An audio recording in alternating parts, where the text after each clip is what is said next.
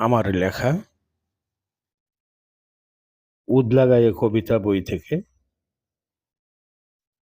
একটি কবিতা পড়ে আপনাদের শোনাব।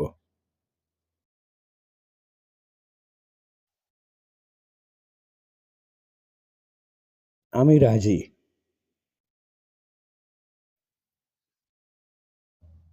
তোমার ভালোবাসার প্রতিদান আমি দিতে চাই না। এমন করে কত দেখিনি কো,